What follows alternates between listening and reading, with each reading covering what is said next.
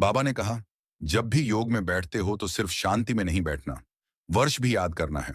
तुम बोलता चलता लाइट हाउस हो तो एक आंख में शांति धाम और एक में सुख धाम रखो। दोनों को याद करना पड़ता है। याद से ही तो कटेंगे और तुम पावन बनेंगे। इसलिए बाप उपाय बताते हैं। श्रीमत पर चलो और माँ में कम याद करो, सिवाय एक बाप के दूसरा कोई पतित पावन है नहीं। फिर बाबा ने कहा, काम काज करते हुए भी एक मुझे ही याद करो। भले नौकरी आदि करो या भोजन बनाओ, तो भी याद में रहकर याद से भोजन शुद्ध हो जाएगा।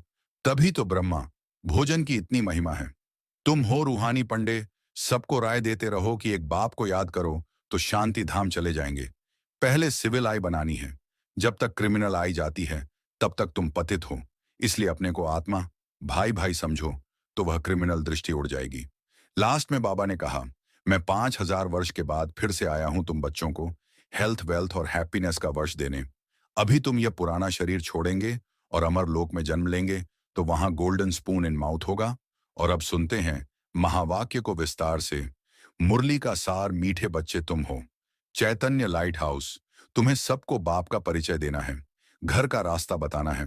प्रश्न, आगे चलकर कौन सा डायरेक्शन और किस विधि से अनेक आत्माओं को मिलने वाला है? उत्तर, आगे चलकर बहुतों को यह डायरेक्शन मिलेगा कि तुम ब्रह्मा कुमार कुमारी हो के पास जाओ तो तुमको यह वैकुंठ का प्रिंस बनने का ज्ञान देंगे। ये इशारा उनको ब्रह्मा के साक्षात्कार से मिलेगा। अक्सर करके ब्रह्मा और श्री कृष्ण का ही साक्षात्कार होता है। जैसे आदि में साक्षात्कार का पाठ चला, ऐसे ही अंत में भी चलने वाला है। ओम शांति। रूहानी बाप बच्चों से पूछते हैं, सबसे तो नहीं पूछ सकते। नलिनी बेटी से पूछते हैं कि यहां क्या कर रही हो, किसकी याद में बैठी हो? तो कहाँ बाप की बाबा कहते, सिर्फ बाप की याद में बैठी हो या और भी कुछ याद है? बाप की याद से तो विकर्म विनाश होंगे, और क्या क्या याद करती हो? ये बुद्धि का काम है ना। हम आत्माओं को अपने घर जाना है तो घर को भी याद करना है। अच्छा, और क्या करना है? क्या घर में जाकर बैठ जाना है? विष्णु को स्वदेश चक्र दिखाते हैं ना, उनका अर्थ भी बाप ने अब समझाया है। स्व अर्थात आत्मा को दर्शन हुआ 84 जन्मों के चक्र का, तो वह चक्र भी फिराना पड़े। तुम जानते हो, हम 84 का चक्र लगाकर घर जाएंगे, फिर वहां से आएंगे सतयुग में पाठ बजाने, फिर 84 का चक्र लगाएंगे। विष्णु को कोई चक्र होता नहीं, वह तो है सतयुग का देवता।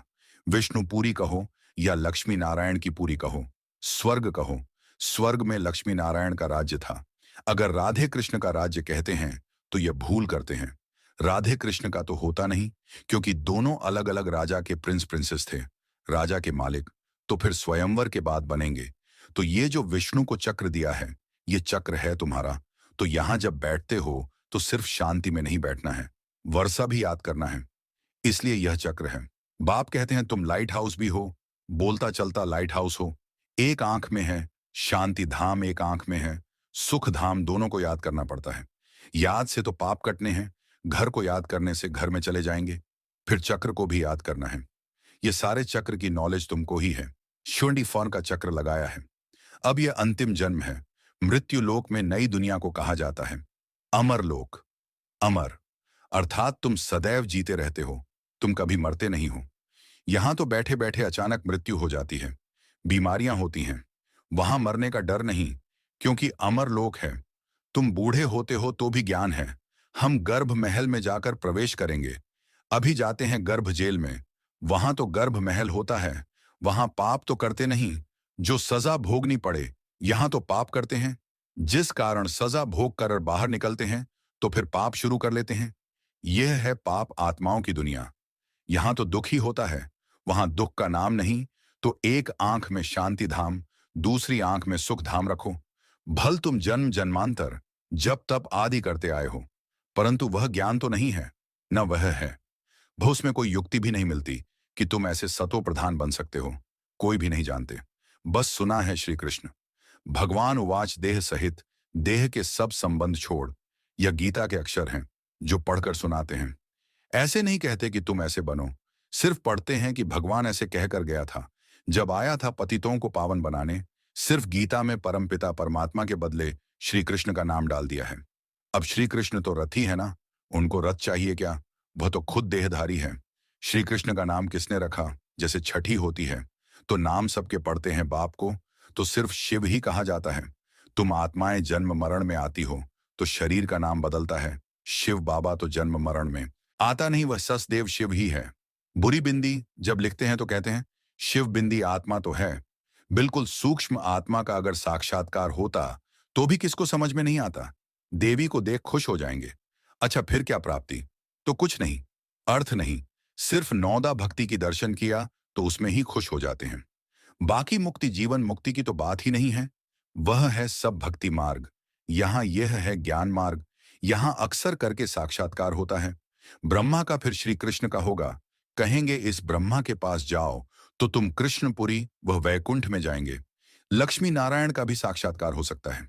ऐसे नहीं, साक्षात्कार हुआ, माना सदगति हो गई, यह सिर्फ इशारा मिलता है। यहां जाओ, आगे चल, बहुतों को साक्षात्कार होगा, डायरेक्शन मिलेगा।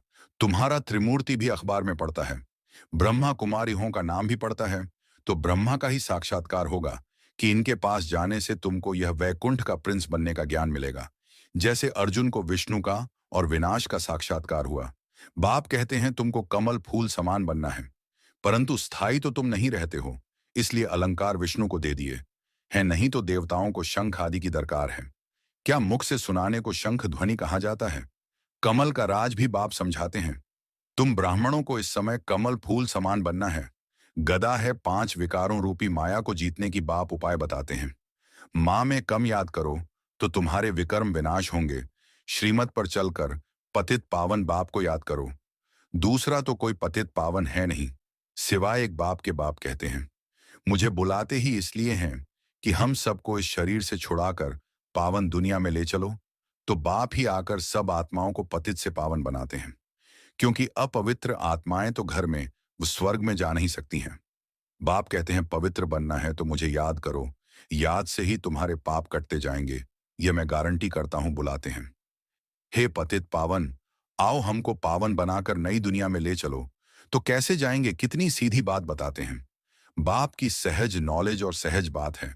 कहते हैं काम काज करते हुए मुझे याद करो, भल नौकरी आदि करो, भोजन बनाओ तो भी याद में रहकर तो भोजन भी शुद्ध होगा, इसलिए गाया जाता है। ब्रह्मा भोजन के लिए देवताओं को भी दिल होती है। ये बच्चियां भी भोग लेकर जाती हैं तो वहां महफिल होती है। ब्राह्मणों और देवताओं का मेला लगता है, भोजन स्वीकार करने आते हैं।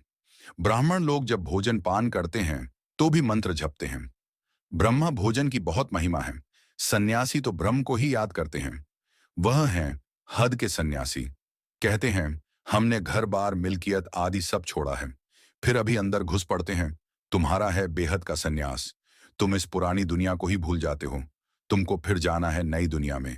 घर ग्रस्त में रहते बुद्धि में यह है कि अब हमको जाना है सुख धाम वाया शांति धाम। शांति धाम को भी याद करना पड़े। बाप को शांति धाम और सुख धाम को याद करते हैं। यह हमारा बहुत जन्मों के अंत का जन्म है। 84 जन्म पूरे हुए, सूर्यवंशी से चंद्रवंशी, फिर वैश्य शूद्र वंशी बने। वे लोग फिर कहते आत्मा सुपरमात्मा। आत्मा को कोई लेप छेप नहीं लगता, क्योंकि आत्मा ही परमात्मा है। बाप कहते हैं यह भी उन्हों का उल्टा अर्थ है। बाप बैठ हम सो का अर्थ समझाते हैं। हम आत्मा परम पिता परमात्मा की संतान हूं। पहले पहले हम स्वर्गवासी देवता थे, फिर चंद्रवंशी क्षत्रिय बने, 2500 वर्ष पूरा हुआ, फिर वैश्य शूद्र वंशी विकारी बने। अब हम ब्राह्मण छोटी बनते हैं, यहां बैठे हैं, जैसे कि 84 की बाजोली खेलते हैं। यह बाजोली का भी ज्ञान है। आगे तीर्थों पर जाते थे तो भी ऐसे बाजोली करते, निशान डालते जाते थे। अभी तुम्हारा तो सच्चा तीर्थ है, शांति धाम और सुख धाम। तुम हो रूहानी पंडे, सबको राय देते हो। बाप को याद करो तो शांति धाम चले जाएंगे। साधु संत आदि सब शांति धाम में जाने के लिए ही मेहनत करते हैं, परंतु जा कोई भी नहीं सकते। जाएंगे फिर सारा हॉल लौट इकट्ठा। बाप ने समझाया है सतयुग में तो बहुत थोड़े होते हैं, फिर वृद्धि होती जाती है। तो तुम हो स्वदेश चक्रधारी देवता ए नहीं है, परंतु इस समय तुम्हारी माया के साथ युद्ध चल रही है। उस लड़ाई में भी किसको जोरदार समझ से हैं, तो फिर उनके पास जाकर शरण लेते हैं। अभी तुम किसकी शरण लेते हो? स्त्री पुरुष दोनों कहते हैं हम शरण पड़ते हैं तेरी। मेरा तो एक शिव बाबा, दूसरा ना कोई। सब आत्माओं का बाप तो एक है ना, उस एक के तुम बच्चे हो। साधु संत तो एक नहीं है, अनेक भगवान हो जाते हैं। जो घर से रूठे वह भगवान फिर बड़े बड़े साहूकार करोड़पति जाकर उन्हों के शिष्य बनते हैं और महफिल मनाते हैं। गंदे खानपान की तमो प्रधान मनुष्य है, ना हिंदुओं को फिर अपने धर्म का ही पता नहीं है। बाप समझाते हैं, तुम तो वास्तव में आदि सनातन देवी देवता धर्म के हो, परंतु